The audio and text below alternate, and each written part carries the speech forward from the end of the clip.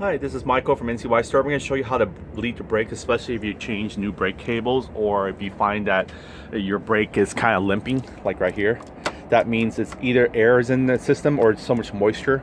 And then first thing you do is you pretty much need the tools. You're going to need an 8mm to pretty much take out the bleeder nut here. Right here, this is the bleeder nut. You're going to need an open one, much easier.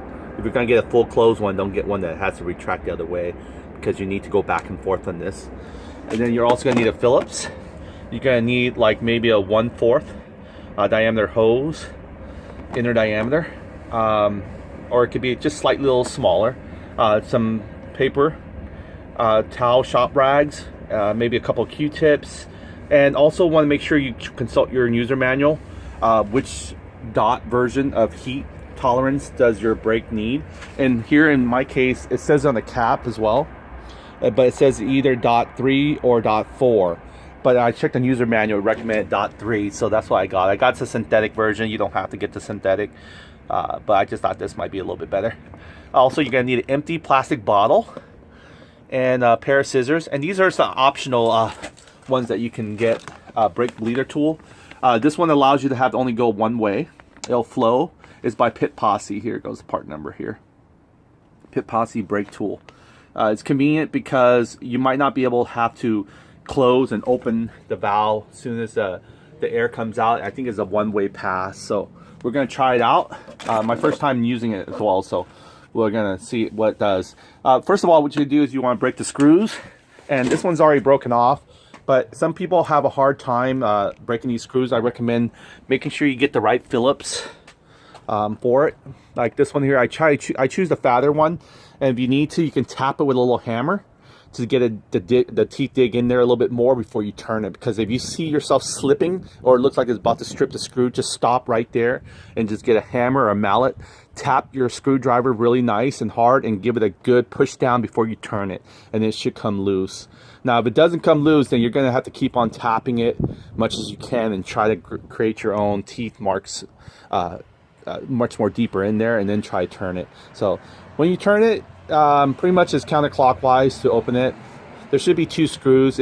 Depending on your model cap, it could be, mine is, you can see, is diagonal, and other ones could be actually leveled the same.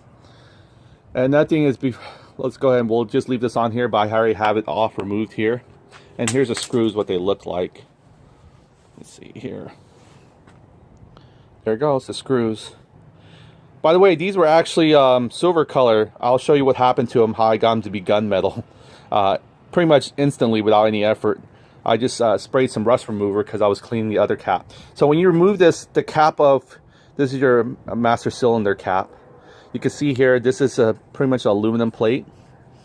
Okay, and then the next level would be, there's going to be a total of 3 levels. Next level would be a plastic one. But it looks like it attached a rubber diaphragm as well, but I'll peel it off so you can see the rubber diaphragm. Be careful with this one. You don't want it, you want to clean it, but you don't want to rip it. Make sure there's no rips in there, Mark. You see there, it's rubber, it's flexible. You can see how much flex it is. See that?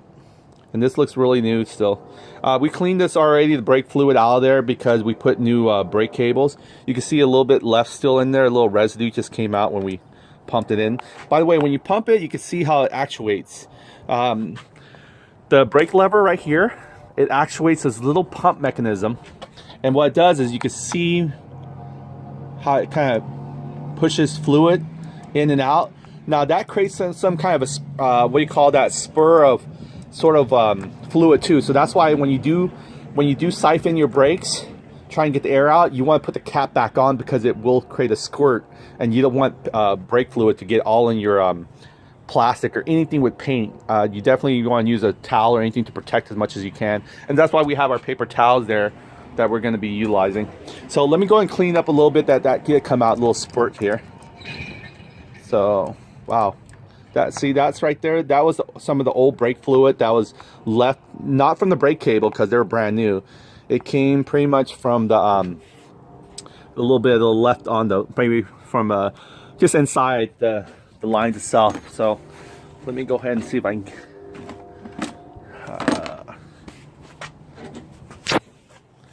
So I have it in this pocket here. Yep. Okay, so what you do, just take a paper towel, go in there with it, just kind of get it thorough, and blow back the dust off it. You don't want any kind of debris back in there. Okay, there you go. That was it. Okay, and then I just want to show you also, this is your level here. When you actually fill it minimum, you want to make sure it keep halfway in the circle at least. Full will probably be a little bit above the circle, just depending on your model scooter. What it is it's usually filled to the very where the sort of, you could say, where the diaphragm sits. So the diaphragm is above right here. Your maximum level line will probably just be a little bit, in my case, it'll probably be a millimeter just above the circle. So that's what I'll do. I'll fill that. Once it's actually fully siphoned and complete, because we need to get the air bubbles out, we need to siphon fluid into the brake. The reason why is because if there's air exposed to it, it won't work properly. Your brake caliper will not create that little piston, the brake caliper piston, to push itself, because all the air and stuff, or moisture. So you definitely want to make sure they're not there. Okay, so here we go. We're going to clean it thoroughly. Let's see if there's any more squirts out. We'll just put this rag in here, capture as much as we can.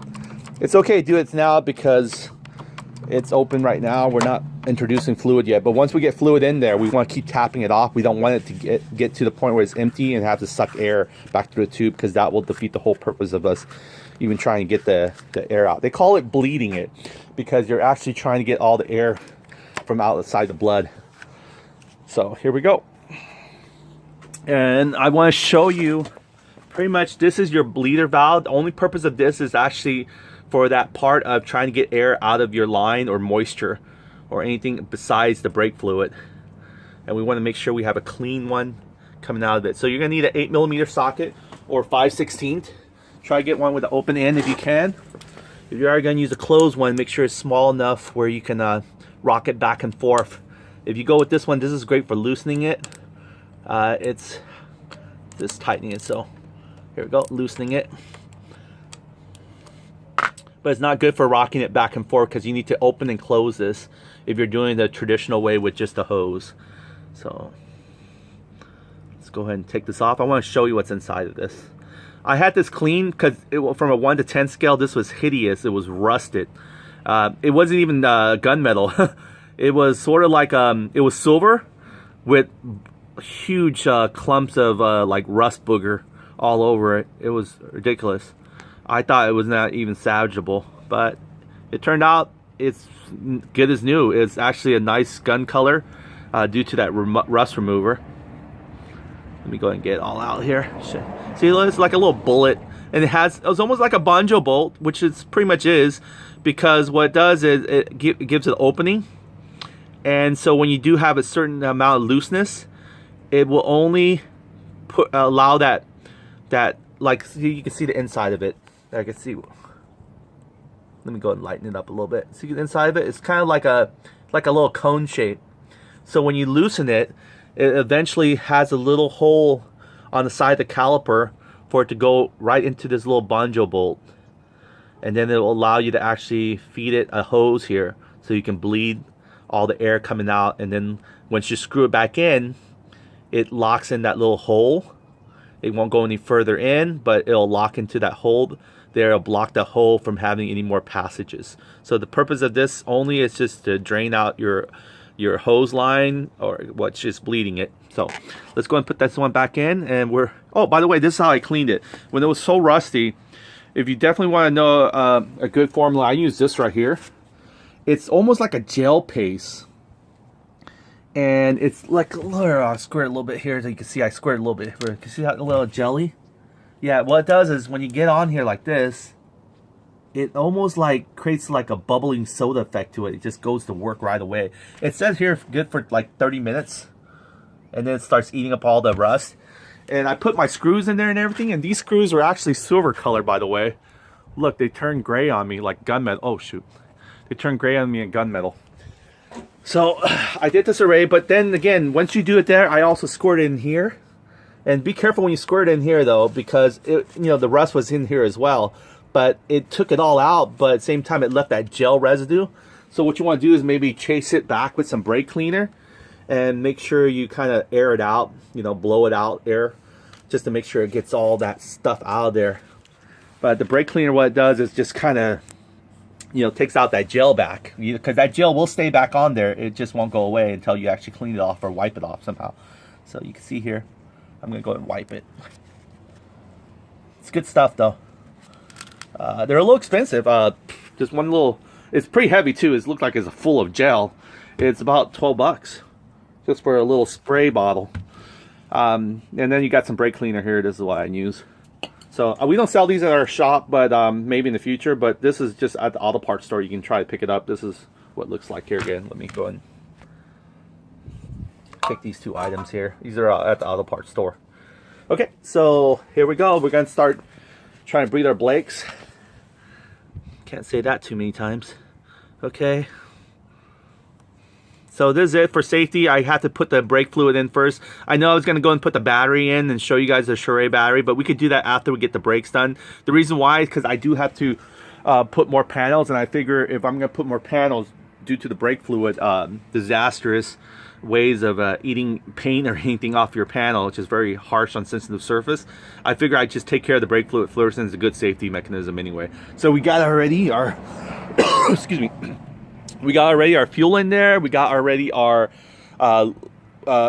transmission fluid already in there. We got our engine oil already in there. So now brake fluid is not something commonly you'll change like every, you know, so often mile. It's more like how often you use it. And some people don't even change it for almost 2 years. So brake fluid lasts a long time. That's why I don't recommend you stocking up on brake fluid. Don't buy it by the gallon. You want to start with a fresh bottle of brake fluid. This is the one I bought.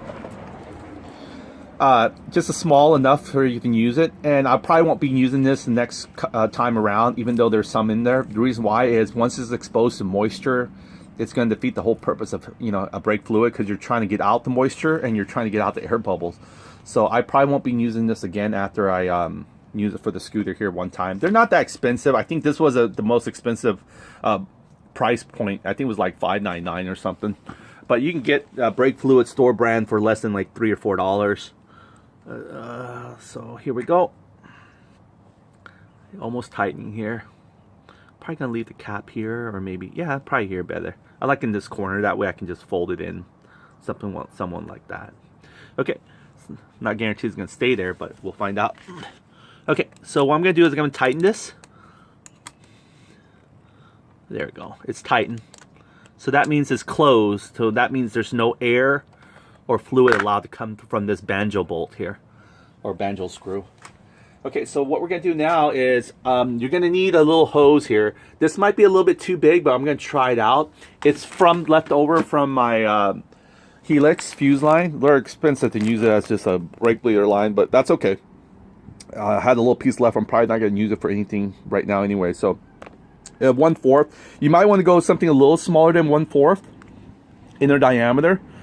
I believe the ones that from Pit Posse, they come with, theirs is a little bit, they're tight, they're really small, but then again, that's a good thing, because it'll guarantee you're not going to have, you know, any kind of air flow freely. So maybe we should try and use the one that came from Pit Posse. You can see here the difference here on the 1/4 and the one that comes with Pit Posse. The inner diameter tubes are night and day almost. Now the other one's easier to squeeze in because it's bigger, of course, but again, no efforts equals a little bit sleazy or loosey-goosey. Okay, so we're gonna go and try just use the Pit Posse one. I want to show you the difference between the two, so that's why I'm not gonna use the one with the backflow yet. We're gonna save that afterwards, and we're gonna see how that does, so you can actually see the difference between using the tool and not using the tool. I think this one we're gonna require us to retighten and tighten it back and forth. Okay, so bear with me. I'm gonna try to set this down here on the tripod, and I'm gonna try to squeeze as much as I can. Now, I would put a little loop here and just try to get in there. Maybe I should do that, a little oil or something. But try not to introduce too much chemical into your brake lines. You definitely don't want any more. Okay, there we go. Whoa, almost. There we go. You almost see it like gelling itself over. Now it's not. Yeah, you definitely want a good fit, but okay. So now what you're gonna do is you're gonna have to drag it to it, and then this is where your empty bottle comes into play. A lot of people just poke it straight in here. I figured that, you know what, since you already have it sealed up good for you, just create a little.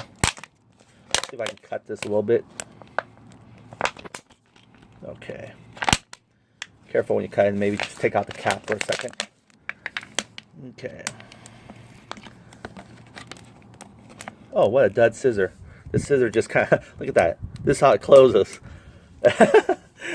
Alright, here we go. Work with what we got.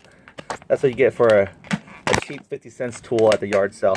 Okay, so I made a little, you can see here, it's a little breather stretch here. So let me go and try to aim it at that. So what we're going to do is we're going to use the cap still. We're going to close the cap up. The cap is too much of a close, and we're going to put it. And we don't need this right here to go everywhere. Or maybe we do. If it goes inside, then it can create like a hook. There you go. That'll work. All right, so there we go. That's our brake bleeder right there. Brake bleeder 101 tool. You can see here how it hooks right there. Now, it's going to get heavy as it goes, but I think that's good that it has that little hook there because it doesn't look like it wants to give in. And I don't think the brake, let me just make sure of this. I don't want to requote. Okay, so we're going to do this without the tool. We're not going to use the one-way flow from Pit Posse yet, and we want to see the difference what we have to do. Now, this is the diaphragm that came from the master cylinder. So what we're going to do is we're going to fill it with brake fluid. And by the way, you also want to level the bike at a certain angle where it's horizontally flat. Because sometimes I know when you twist it up like this, it raises the handlebar and it creates an incline on the master cylinder reserve. So what you want to do is you want to level in a way where you probably can't tell, but I can tell. But just right here, this seems like a more level plane. And before we do that, also we'll create a little bib. Here we go.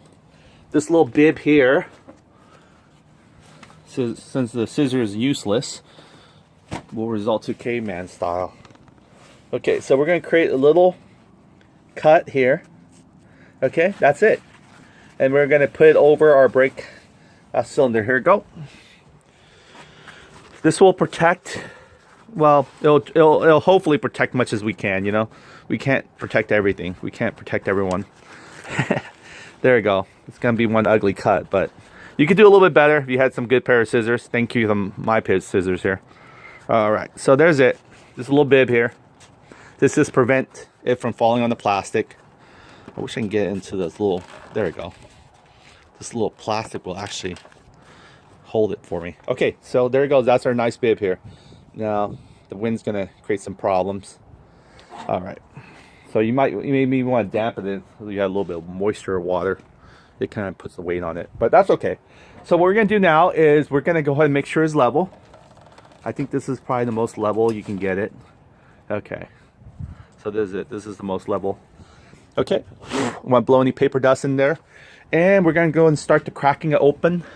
We're going to set our tool here. So what we're going to do is we're going to go 9 degrees, meaning we're going to open and close because this is traditional way. We don't have the backflow valve. So we're going to go lefty-loosey, open, and then we're going to close. Open, and then we're going to close. Now, we don't just do that and not do anything else. We actually have to pump. Once we put our fluid in there, and we also want to make sure we keep our fluid to where it's not going to drain all the way out where it has to pull air. So now what we're going to do is we're going to put our fluid in there, and we're going to pump maybe about 5 pumps. 1, 2, 3, 4, 5. While we're having this closed, of course, because what you're doing is like blowing into a balloon, and this is sealed off. So now there's pressure in the hose, right? So when there's pressure in the hose, and you open it, it forces all the fluid to come right out, and including the air, the moisture, whatever is supposed to not be in there yet. So it's going to come out initially. So let's go and leave our socket in here, ready to go. See if I can leave the socket in there. All right, so I can leave the socket right there laying there. That's why I want you guys to get an open socket like this, 8mm. Okay, so let's go and open this fluid here. Now this should have a protection sealed already, so it's not going to just squirt out momentarily. We're going to pour it straight from here. maybe the scissor will be good for one thing. Just poke it whole, one-time usage, huh? Here you go, 1, 2, 3. All right.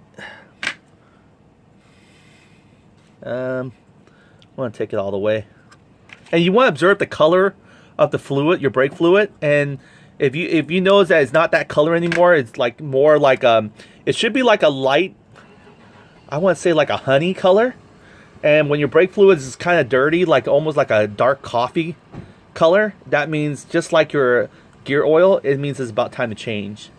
You can see here, I can't tell really because of the bottle, but you can almost see through. You can see through it almost. Here we go. Let me kind of lighten it up. Oh well, you can't really see through it. Okay. But I can see through it, but the camera won't pick up on it. All right, here we go. We're going to pour it in. You can see through it. Now, if you can see through it, where those two little, what do you call them again? Little holes there. That means your brake fluid is pretty good. It's clear. And that's what you want. You want to be able to see through where those two holes are right there. There we go. So what we're going to do is we're going to pour. And you want to sort of feel it because there's no funnel here.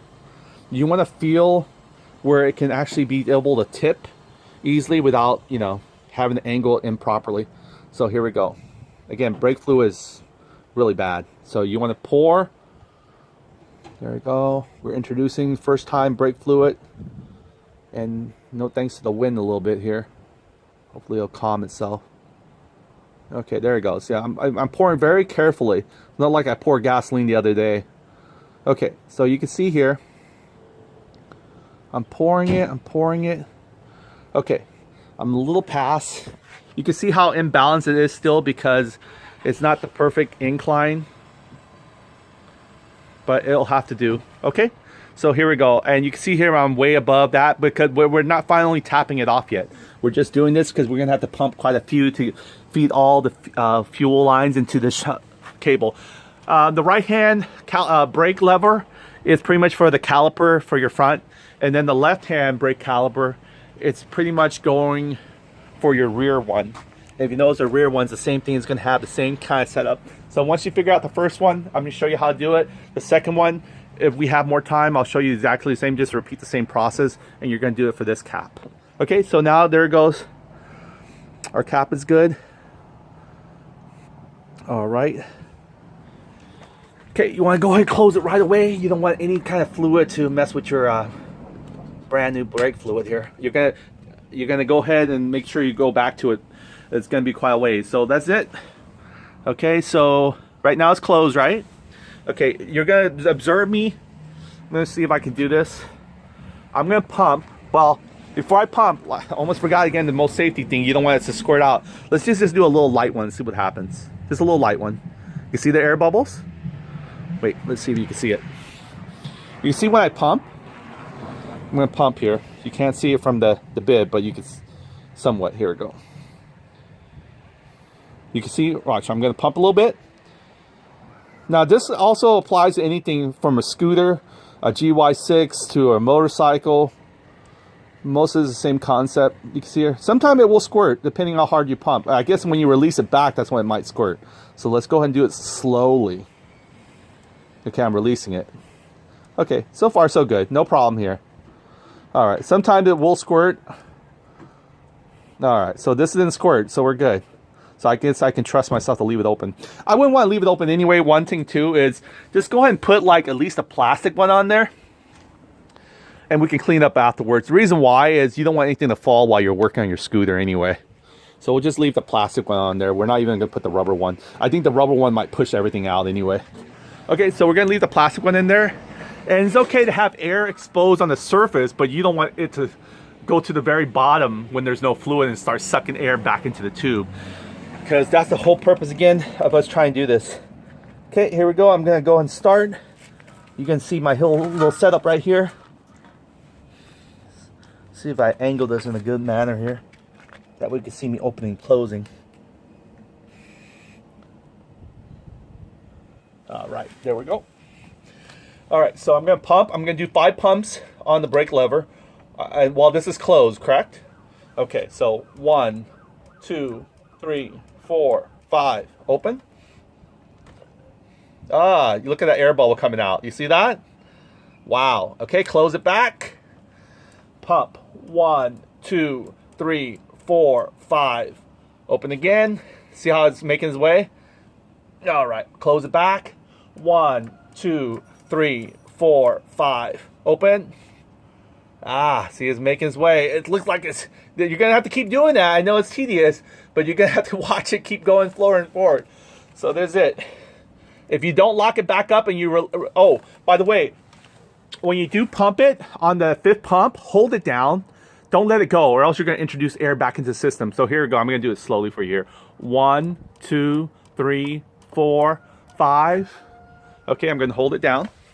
While I'm holding it down, I'm going to go and crack this open so it can force itself. Ready? Here we go. Okay, now when I close it back, only when I close it back and it's securely closed, I will go ahead and release this and start the process again. Let's go and check our level right now, see where we're at. Huh. Still not even moved much at all. You can see here, the incline's still up there, so that's a good thing. All right, so this is not hard at all. It's very simple. It's just going to take a little bit more extra step in hosing and manuring and a little bit more time. So we're going to go 1, 2, 3, 4, 5. And you're going to start feeling your levers getting more stiffer, which is a good sign because that's what you want. That's the purpose why you have a limpy lever, because of the air yet. Okay, see that? We got a long ways to go. 1, 2, 3, 4, 5. It's moving little by little. In fact, 1, 2, 3, 4, 5.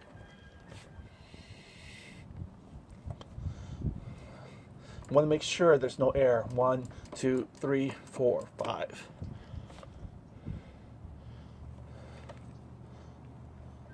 One, 2, 3, 4, 5. All right. 1, 2, 3, 4, 5. All right, let me do this. I'm going to pump it a little bit more than 5. I'm going to go ahead and go for 1, 2, 3, 4, 5, 6, 7, 8, 9, 10. I guess the more the merrier. All right, now it looks like it's traveling a little bit. 1, 2, 3, 4, 5. I'm just going to go ahead and siphon as much as I can. I'm not sure there's any kind of a... Look at that. See, the air is still in there. Whoa, that was a big one.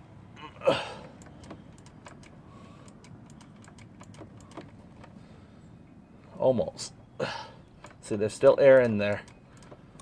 That's not what we want. Oh no, I let the lever go. So that's what happens. When you let the lever go, it just creates the air back right into it. And that's not what we want. Okay, so let's go and one more attempt to do this, and then we're going to try it with the tool, okay? See how much better it is. Okay, here we go. Oh boy. 1, 2, 3, 4, 5, 6, 7. Oh boy, I introduced a lot of air in there.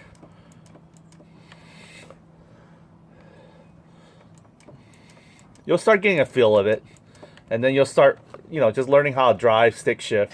You start getting a feel of it, when to close it. It's faster actually do this with one person than to have someone do it for you. Even the rear one, you're going to do your best. There we go, see?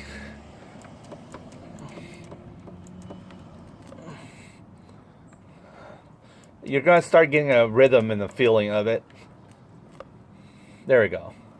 See those little small air bubbles? You still don't want those. It's almost look like a Sprite still. So you don't want all those little sprites. It's very clear though. The brake fluid is very clear. But it might not be all brake fluid yet. Maybe it's still moisture and water. Okay, there we go. See, I'm getting a hang of it now.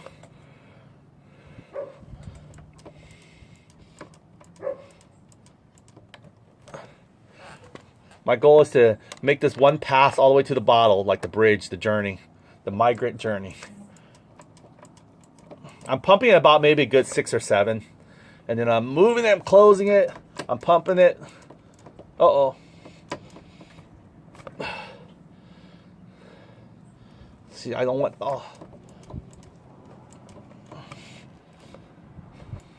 Oh boy, almost.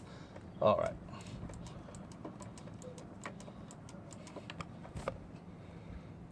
Oh, that's a big one. Okay. See there, can let it. All right, close it back, pump it.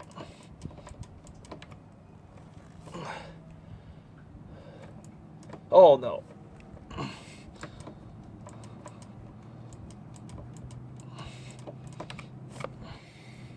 All right, we could do it this way. It's gonna take us a while, I guess. So, or we could try to go ahead and switch it up a little bit. I think we could still do it now. Let's see, let me close it up. All right, now that I close it up, you can see here, see how it's trying to make his way back, the fluid in the air. That's definitely not what you want. And it's still very, I guess it's kind of like dirty looking.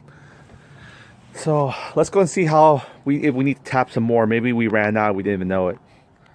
Because it didn't look like we poured enough in there anyway. Oh yeah, see how it's getting low already? And you don't want to get too low, just keep on tapping it.